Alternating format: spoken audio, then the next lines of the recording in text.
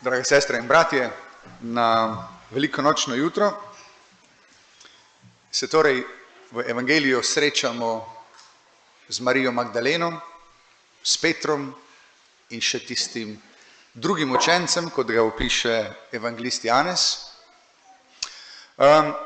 Pridejo do groba, ne razumejo, kaj pomeni prazen grob in se o tem sprašujejo in Janez ob koncu odlomka razloži, niso še razumeli. V čem je razlika med tem Petrom tukaj, ki se znajde pred praznim grobom, in med tistim Petrom, ki smo ga slišali v prvem berilu pisati pismo, v katerem Peter popolnoma jasno razlaga. Mi smo priče tega, kar se je zgodilo, mi smo videli, mi smo razumeli in vse ima smisel, vse se povezuje, vse je razumljivo. Kaj je tista pot, ki jo mora Peter opraviti, da pride od enega Petra do drugega Petra? Tisto, kar bi danes želel z vami položiti, se mi zdi, je predvsem ta poudarek na vero.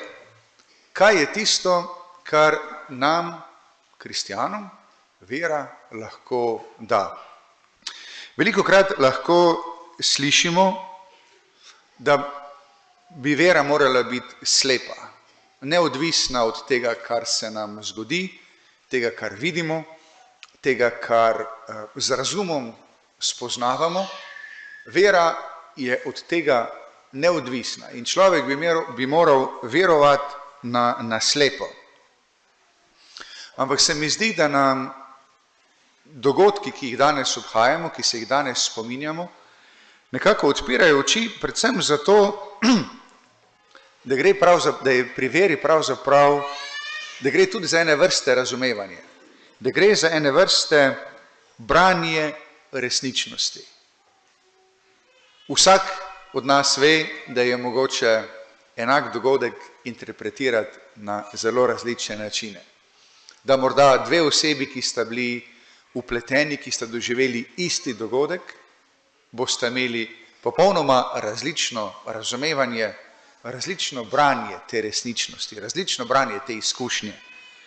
In vera, se mi zdi, je ravno tako en način branja resničnosti. Človek je tisti, za katerega bi pravzaprav je vsak dogodek eno znamenje. Ampak to znamenje, pomen tega znamenja lahko razume samo določen človek. In pomen določenega znamenja nam lahko odpre samo vera. Samo vera nam lahko pomaga razumeti določene stvari. In v tem smislu vera ni slepa, ampak se opira na dejstva. Je ene vrste razumnost, ki dojema pomen tega, kar se je zgodilo, ki dojema pomen dejstev in tudi spozna, zakaj so takšna in ne drugačna. Zato verovati, imeti vero, ne pomeni biti lahkoveren. Vera ni lahkovernost, ampak bi lahko rekli, je morda celo najbolj razumno branje resničnosti. In kaj je resničnost, s katero se srečajo današnji protagonisti v evangelskem odlomku? Veliko presenečenje tega jutra za vse tri je prazen grob.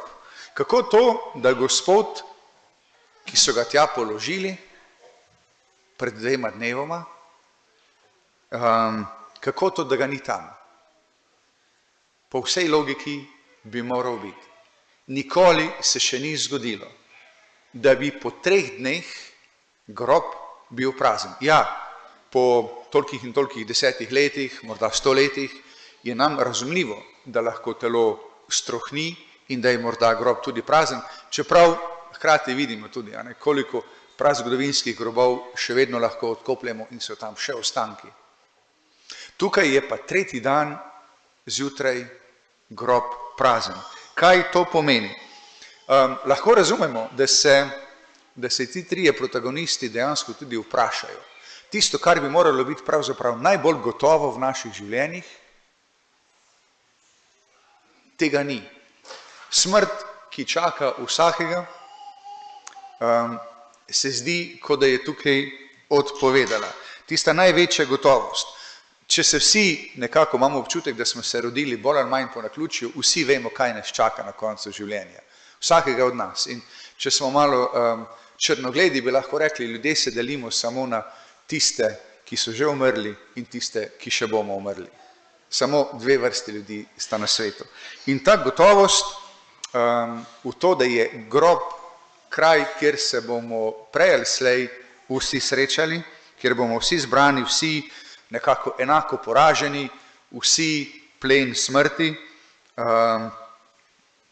vsega tega zdaj kar naenkrat ni. Ta odprt in prazen grob jih preseneti, tako kot bi verjetno presenetil vsakega od nas. Kaj pomeni zdaj ta nova resničnost? Kaj pomeni ta prazen grob? In tukaj se mi zdi, da pridemo potem do ključa, ki nam ga lahko ponudi krščanska vera. Namreč, prazen grob je predpostavka krščanske vere. Vere, ki kot našo usodo, naš skrajni domet, ne razume groba, ne razume smrti, ampak razume vstajenje.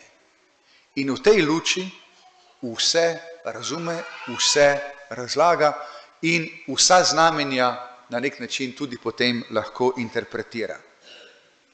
Spomnimo se, kako apostol Pavel v svojem prvem pismu Korinčanom piše, če Kristus ni bil obujen, potem je naša vera prazna in je tudi naše oznanevanje prazno. Vse, kar smo govorili, vse, kar bi lahko povedali o Jezusu, o njegovem nauku, o blagrih, vse to je prazno, če Kristus ni bil obujen od mrtvih.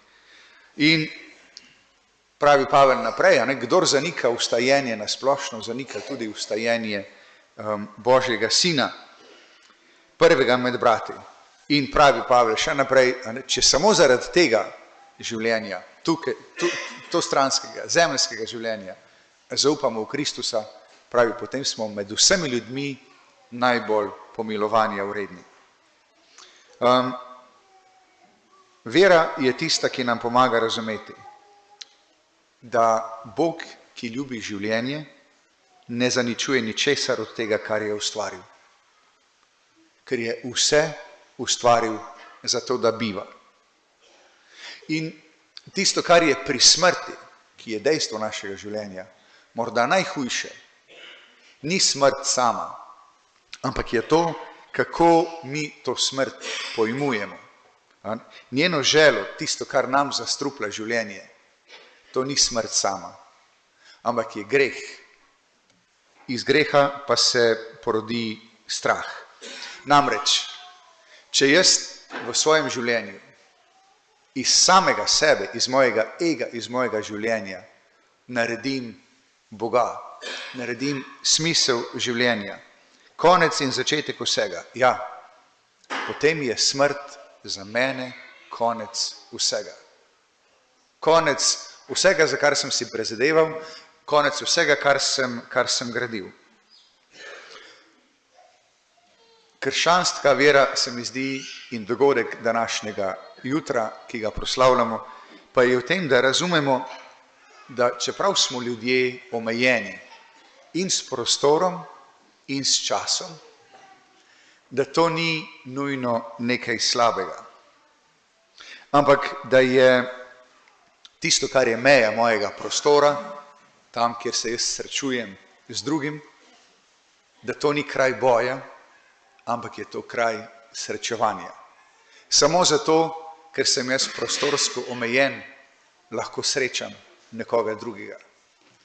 In ravno tako tudi meja mojega časa ni konec vsega, ampak je združitev z našim začetkom.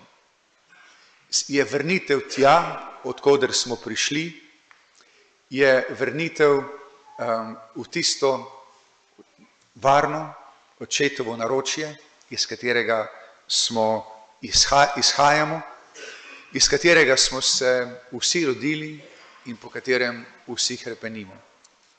To se mi zdi je najlepša, mogoče za nas kristjane tudi edina razumna razlaga življenja in smrti. Naj nam to velikonočno jutro vedno znova obuja to sporočilo, da bomo lahko na ta način oblikovali, živeli tudi vsak dan preostalega leta in da bo to naše življenje, gledanje, razumevanje in ravnanje lahko oblikovalo in navdihovalo tudi življenja vseh ljudi, ki nas srečujejo, vseh ljudi, ki jih poznamo. Amen. Vas povabim, da vstanemo in skupaj spovemo našo vero. Verujem v enega Boga,